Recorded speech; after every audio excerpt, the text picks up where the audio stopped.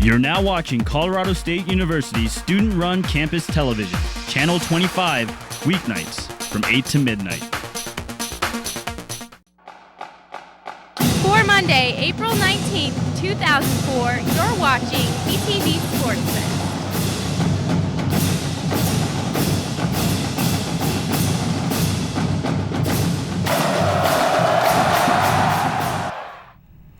Hello, everybody, and good evening. For Melissa Rogers, I'm Gavin Moberg, and welcome to this week's edition of Softball Fest. Gavin, it's Sports Fest. I knew that. I guess I got a little confused, and the softball team was around so much this week. I guess I just was in that frame of mind. I don't know. Well, you do have one thing right. The softball team was around this week, and we're going to kick off the show with that. After a road trip to SDSU and UNLV, the softball team returned home to host BYU and Utah over the weekend. The Rams split their road trip, losing 2 games to SDSU before picking up 2 wins against UNLV. Their next challenge was last Thursday against BYU to Ram Field for the highlights. In Game 1, the Rams jumped out to an early 1-0 lead off a single to left field by senior, say it with me, Gavin, Ricky Walker. That sent in Steph Roberts. BYU would answer in the top of the 4th off a 2 RBI double by Cougar second baseman Kate Walker, not Ricky. With the game tied up in the bottom of the 5th, the Rams' answer came via sophomore Jennifer Gardner, who ripped a single to left center, sending in Jessica Strickland. Colorado State put the game out of reach in the bottom of the 6th. They did that with 2 back-to-back home runs. First off, Carrie Farrell gets her 4th of the season. That one was hit high. It was high, very high. And freshman center fielder Brittany Big Hurt Huerta breaking out the big bat, sending one to the center field, the HR, the 11th of the season for her, tying a single-season school record for home runs. 4-2, the final. Megan Master got the win for the Rams, improving her record to 6-3 on the season. The second verse, the same as the first, only a little brighter. The offensive show continued with Rochelle Padaway. She brought the Rams' first score in with a single to center field, scoring Strickland from second. Rams up 1-0 after 5. Now to the bottom of the 6th, where Strickland would be the one to send in someone home. This time she sent in Ricky Walker for the insurance score. Rams 2, Cougars 0. BYU never made any noise in this one, due in big part to great pitching of sophomore Genevie Kelly. The right-hander sent 8 back to the dugout with their heads down and only allowed 3 hits to earn her second shutout of the season. As a team, Colorado State gets the sweep, and with the win, they also record their 6th straight shutout of the year. Felt really good about today. Threw well, and our team played great defense, great hitting. We just came through today really well. My changeup was really on today, and it's my best pitch, and it hasn't worked for a little bit, but now I got it back. Our pitchers came through in a big way. Genevie just pitched great out there today, and then certainly Jess and Megan, between the two of them, got us the win in the first game. And quality pitches. They were just making pitches that they needed, and really just keeping them off stride completely. They were guessing change. They were trying to slap the ball through the infield. So Genevieve really had their number in that second game. So the Ram pitching dominated on Thursday against BYU. Would the overpowering arms be able to carry over Sunday afternoon when the Utes from Utah came to Fort Fun for their own doubleheader? Let's find out, huh? Sunday, the 6-3, Megan Master got her first start in a while. Top of 2 with a runner on second, and Master does what she does best, getting Texie Criddle within. And then next batter Jackie Wong. Don't even come to the plate next time because she's not swinging anyway. Master got 4 Ks through 2 innings. She'd finished with 5. The Rams' bats were going all day, and in the 3rd, after a Ricky Walker sac fly, it's 8-1 Rams. Catcher Carrie Farrell to left drives in Brittany Bertner and the sliding Stephanie Roberts to make the score 10-1. Bottom of 4, still 10-1 Rams. One more run will cut the game 2 innings short. And speaking of short, Steph Roberts is at bat with Master and Kelly on base. She rocks a 3-run shot to center field. That's her 7th on the season. She's 2nd on the team. She hit that one pretty far, too. Roberts finished the game with 3 RBI, and the Rams make sure they enforce the 10-run mercy rule and win 13-2 in just 5 innings. Game 2 now, bottom 1 with Bertner on first, and, well, that Ricky Walker character is up to bat again. She orders a shot at Jack, and, well, she's going to get 2. 2-run homer, that is, just over the left field fence. 2-0 Rams. Walker went 3 for 3 on the day with 3 RBI.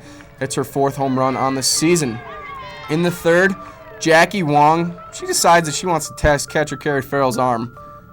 Not a good idea. She gets gunned at second. Genevie Kelly was in a little trouble most of the game, but wasn't letting up anybody across the plate until one little blip on the radar screen in the fourth. Pass ball with the bases loaded, a close play at home, but Utes' Amy Alvord was called safe. Combined with Jessica Strickland, that's all the Rams would give up. CSU would add 2 more to finish the game 4-1, and they've got another 6-game winning streak on their hands. You know, it's one of my first starts in a while, so it's fun to come out. We played really well as a team, defensively, offensively. We did really well pitching all day today, and that's what it's going to take to sweep teams like Utah. It was huge because we haven't played as many games as the rest of the teams in the conference, and so for us to come out and sweep BYU and Utah and put us ahead 4 games over Utah, it's awesome. We're steady at second place right now, so we're just waiting to see if somebody will beat San Diego or what will happen next week when they come up here. So those are teams that we never used to sweep, you know, earlier on when I was here my freshman year and stuff, so it gives us a lot of momentum going into, you know, play UNLV and San Diego State. Since the Rams swept both teams over the weekend, that gave them a chance to move up in the conference standings. And they did exactly that. The Rams are still trailing first place San Diego State by 1 game, but made the big jump to second place this week. BYU and UNLV take in the 4th and 5th spots, followed by Utah, and sitting in last place is New Mexico. Historically, success has been somewhat of a stranger to the Rams softball team, and while many would think that trend would continue because this year's squad is so extremely young. Only 5 of the 16 ladies on the team are juniors or higher. 2 are seniors, and you're about to meet them. With 30 wins under their belts and a little less than a month to play, the 2000 Rams softball team is good. 2 of the biggest reasons for the recent change has been the 2 lone seniors, Megan Masser and Ricky Walker. It's been a complete turnaround, and it's just been really fun. In softball, good pitching starts with the rise ball, and CSU pitching begins with Megan Masser and her go-to pitch. What you want to do is release the ball, with all your weight back, shoulder back, and release the ball coming up so it spins upwards. She's definitely at the top of our league. I think what she has over all the other pitchers is she's got really good movement on her ball, and she's got really good speed, and then she can throw in a changeup in there, which throws everybody off. Unfortunately, pitching doesn't score runs, but that's where Ricky Walker and her .425 batting average come into play. You see yourself hitting it, and keep your hands on top and just watch it all the way in. By the speed of the pitch and the swing of the bat, these 2 seniors are leading the Rams toward 1 winning season. It's all about our chemistry is what's making this program as successful as it's been. The first couple of years on the team, Megan and Ricky went through some tough times. It's great to see all their hard work finally paying off. They got the tournament championship last year, and well, this year they're shooting for the regular season title, so good luck to the softball ladies. The softball team will continue their quest for that regular season title this weekend with 2 more doubleheaders at home. A little bit of change this week. The Rams will play a Friday-Sunday schedule. First up on Friday is the doubleheader with UNLV. That's slated to start at 1 p.m. Then on Sunday, CSU gets a chance to take over the conference standings with a doubleheader against SDSU. Those games starting at noon. Megan Masser has been one of the top winners in CSU softball history, and that got the little hamster inside the brain of our producer cranking his wheel. And well, he came up with this week's random Ram fact. The question is, what Ram pitcher holds the single-season record for wins? Stay tuned for that answer. Plus, coming up a little later in the show, we'll see what it takes to compete in the Boston Marathon. I don't think I'm ever going to do that. Me either. Plus, we'll talk to a Ram volleyball player whose career was cut short. But first, we'll take a peek into the football team as their preparations for the green and gold game continue, and we'll also learn that they'll be minus 1 player. We've got the details in a few.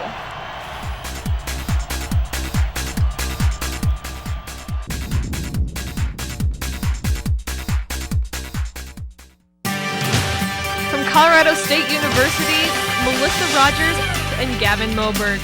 You're watching Campus Television Sportsfest. Students making 11,000 bike trips a day. Bicycle safety is important on the CSU campus. CSU bike patrol officers work to maintain safety and regulate bicycle traffic. They need your help. Obey all posted signs. Make sure you have a light on your bike at night. Walk your bike in dismount zones. Yield to pedestrians at all times. By doing these things, you'll be maintaining bicycle safety at CSU.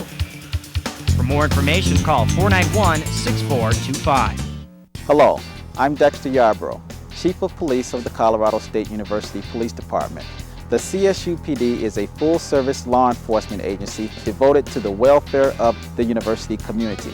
We work hand-in-hand with our students, faculty, and staff to promote the educational and occupational experiences of all.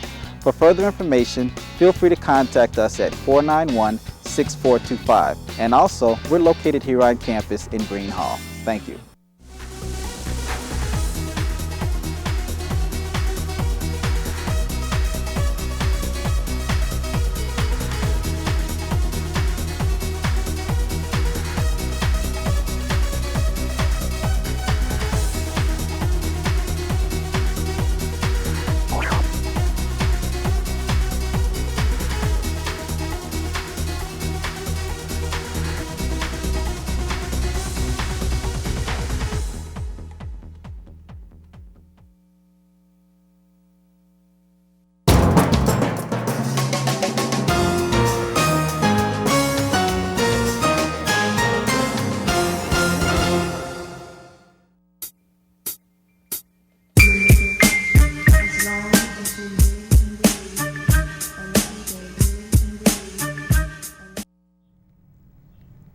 The offseason for the CSU football team has been an interesting one to say the least.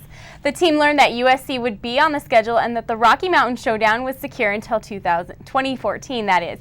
The running back situation looked secure, but now one back will be missing from the equation. Sophomore running back Tristan Walker has left the team.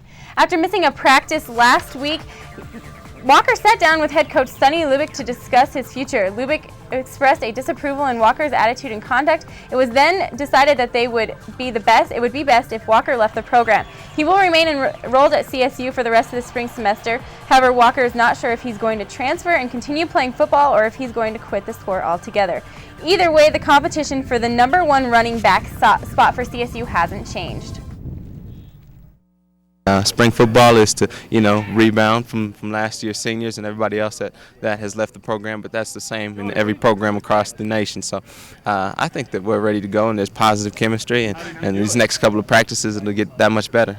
The competition has always been the same, because there's always guys that can step up and want to play, and the younger guys get hungry. That's the younger guys are the guys you got to worry about sometimes. Tristan wasn't doing much during the spring because of the injury thing anyway, but the competition it's just a daily thing, and it's fortunately it's something that'll go on, right down through not only here the next week or whatever we've got left of spring football, but what they get done between now and the time we actually start on August the 8th. So Ram football was in action Saturday evening for a 2-hour scrimmage.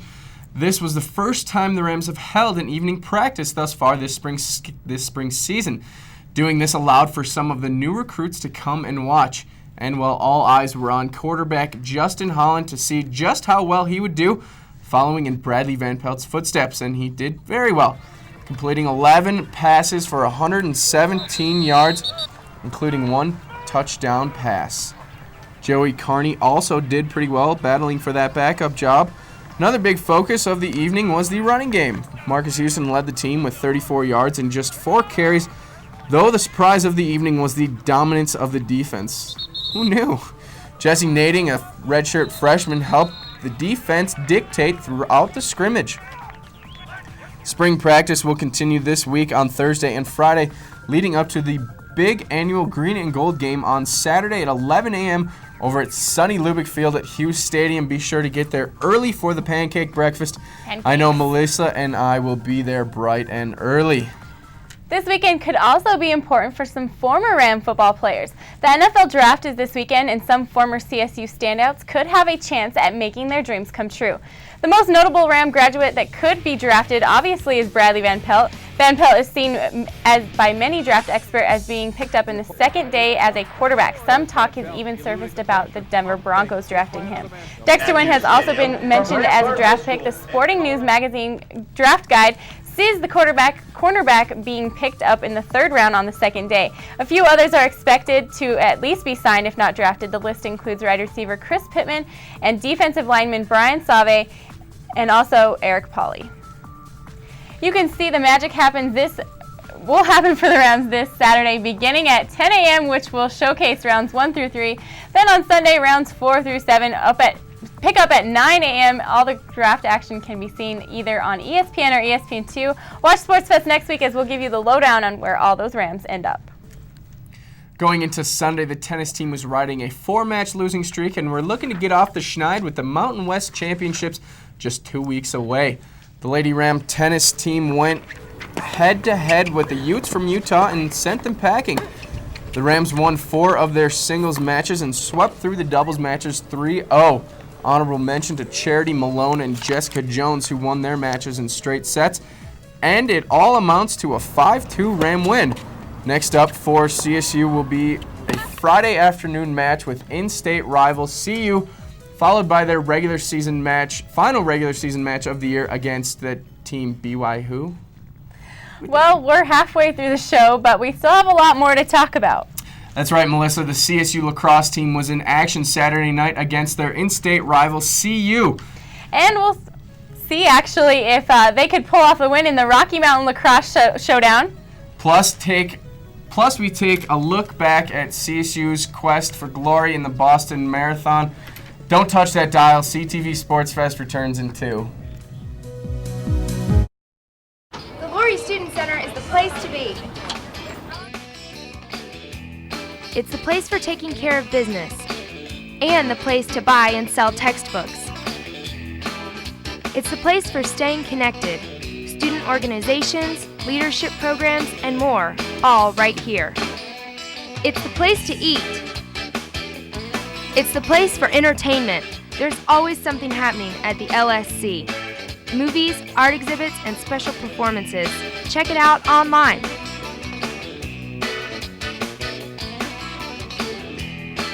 The Laurie Student Center is definitely the place to be.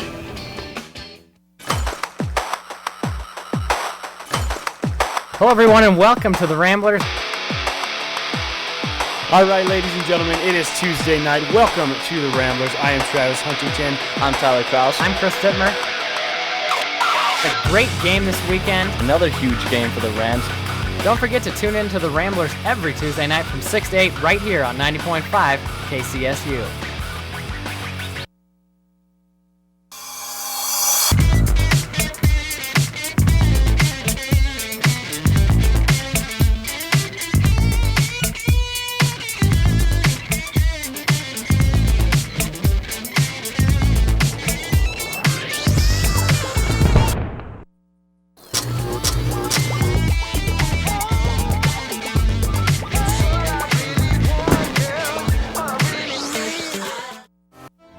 Watching Emmy Award-winning campus television, winner of the 2003 Heartland Regional Emmy Award for Outstanding Student Achievement.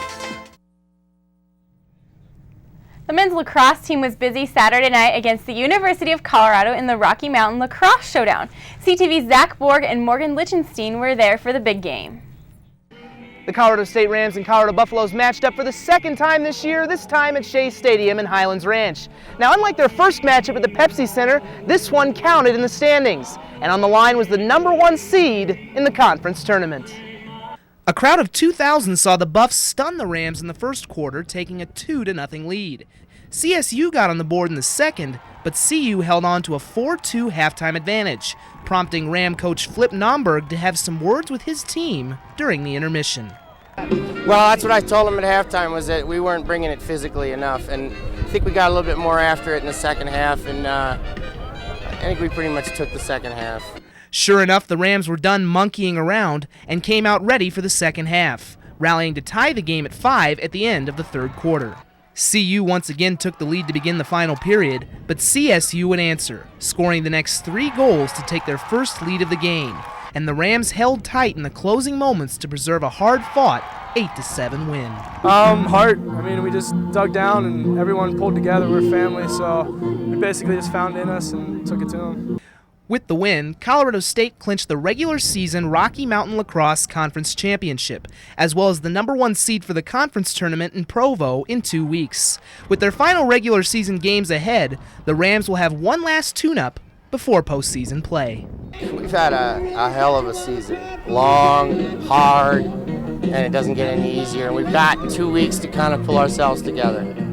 Zach Borg, CTV Sports. The Rams will wrap up the regular season by hosting a doubleheader next Saturday against Linwood College and Western State at 1 p.m. The RMLC Conference Tournament will begin in Provo, Utah on April 30th. Last weekend, the CSU women's lacrosse team was in Utah and had a chance to win a bid to the USLWDIA National Finals Tournament. Try saying that 5 times. Fast, even. Well, and they got their spot. The first 2 contests were really no contests at all, actually. Against UNC, the Rams won by 16. Then against Utah, they won by 14 points. And in the third game, they squeaked it out by 1 against BYU. Although the game wasn't as close as the score indicates, the national tournament will be in St. Louis May 13th through the 17th. Most athletes, that is, have their own styles of training for their upcoming seasons or competition. CTV Sportsfest reporter Brooke Schledowitz tells us how one Colorado State student prepared for the biggest race of her life. Whoever said that you had to play on a varsity team to be considered a top athlete was wrong. Colorado State sophomore Kim Summer qualified for the Boston Marathon in October and has been training for the big day ever since. While many would consider running several miles a chore, Kim enjoys going the distance. I'm not a sprinter at all, so the longer the better for me. And it's good, it's fun to socialize with people when you run, or it's good think times. I really like it. It's kind of one of those things you either love or hate doing, and I love to do it. After taking second in the Fort Collins Easy Street Marathon, Kim was not only given a $500 check, but was granted a chance to run in Boston. Not a bad performance for her first ever marathon. This, however, was not the first time Kim competed as a runner. She has been involved in races ever since high school. I ran cross country and track in high school, and that's when I really started running and training on my own. But my mom was a runner, and she ran races when I was a kid, so sometimes I would run like 5Ks with her. For those of you who don't know, a marathon is 26 miles and 385 yards long. During the past few months, Kim has been training for the Boston Marathon by running about 60 miles a week. Kim's longest run can last for up to 3 straight hours. Kim's training typically begins here at Taft Hill in Elizabeth and continues to the Walmart Supercenter on LeMay, where she turns around and heads back home. The Boston Marathon is a highly regarded race. Each year, nearly 20,000 people participate in the event, including several elite racers and Olympians from around the world. While Kim would like to be one of the first to cross the finish line, she has set some more realistic goals for herself. My goal is to beat my time from the last marathon, which I ran a 3:11, so I want to be under 3:10. And my dream would be to be under 3 hours, but that's going to take like the perfect day, perfect everything. And then I'd like to be in the top 100 females, maybe top 50. We wish Kim the best of luck in Boston. For CTV Sports, this is Brooke Schledowitz. Despite 80-degree weather, the Boston Marathon took place earlier today, and Kim Summer braved the conditions, finishing just over 3 hours and 18 minutes, which was good enough for 66th place among all female runners. We've got more left after the break, but Rejoice will be back with the answer to the ever-important Random Ram Fact. But first, Chris Dimmer will sit down with former CSU volleyball standout Lindsay Kerr. Kerr, once promising career at Colorado State, has been cut short due to a rare illness, and she tells us in her own words just what happened.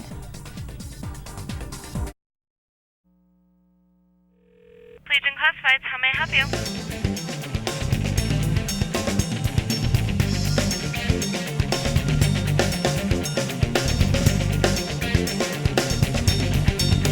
Place it, find it, buy it, sell it, rent it.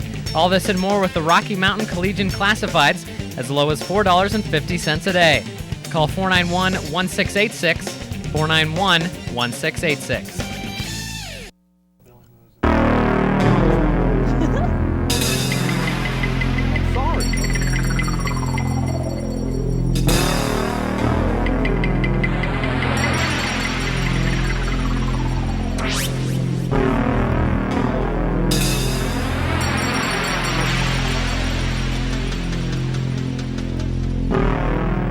Call the Center for Drug and Alcohol Prevention and the Center for Health Promotion and quit gambling with your life. Campus service officers are the eyes and ears of the CSU Police Department. They provide safe walks to all students and are available 7 days a week. To request a safe walk, pick up an emergency phone on campus, call the Safe Walk line, or simply ask a CSO on duty. CSOs patrol and provide walks from Constitution to Matthews Street and Prospect to Mulberry Street. To be safely escorted to your destination, call 491-1155. One radio, 24 hours a day, 7 days a week. Zero commercials. Turn it up, turn it up, turn it up. 90.5 KCSU. 90.5. This is your student-run radio. It is your student-run radio station. On your FM dial. Run by students, for students. It's 90.5 KCSU.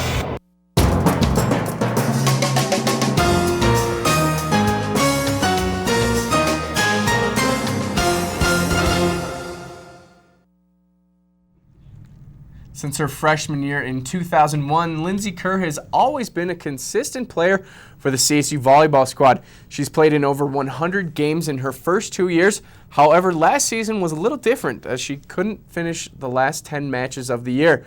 We now know that she won't be back for next season, unfortunately. CTV sports reporter Chris Dittmer sat down with Lindsay to find out just what happened. Well, the news recently surfaced that you're not going to be coming back next year for CSU volleyball. And what exactly is the condition that you have now? I have a condition called exercise-induced anaphylaxis, and basically it's just a big long word that means I'm allergic to exercise. And how much did the doctors tell you that if you keep going on with this, was it something that was like, hey, you got to stop right away, or was there a lot left up to you and your discretion? In the beginning, it was kind of left up to my discretion, kind of all through last fall when I was still playing, and then it got to the point where they pretty much told me, you need to stop. And when did you first become aware of your condition? Was it something that was discovered real quick, or it was a gradual thing? I've actually had it since high school. It's something that I've known I've had, but it was a deal where it gets worse over time, and the intensity of college athletics and just what we were doing kind of exacerbated the problem and made it worse. And how hard was it to play such a big role in 2002, and then in 2003 have to sit out some, I know, the last 10 games you couldn't play in? How tough was that for you? That was really rough. It was kind of the point where I knew that it might be coming to an end, so that was difficult for me to know that maybe things weren't going to work out for me as far as my volleyball career was concerned, but it was definitely hard to sit out and see my teammates out on the court every day and having fun. I missed it for sure. Well, was there a point after you knew about your condition that you thought, you know, I can get through this, this isn't going to be that big a deal, and then was there also a point where you're like, I can't do this anymore? Definitely. Pretty much all last fall I was like trying to be the warrior that could get through it, but after every single practice when I was, having flu-like symptoms, vomiting, doing all kinds of horrible stuff, that's at a certain point, I think about halfway through the season, I was like, this is ridiculous. I can't live my life like this. It was affecting pretty much every area of my life, not only my athletics, but academics and just my social life, everything. And how difficult was it to talk to head coach Tom Hilbert and just let him know that this just wasn't going to work anymore, and how did he take it? That was really difficult. I knew I had to go in, talk to him, and he's actually been awesome through this entire situation.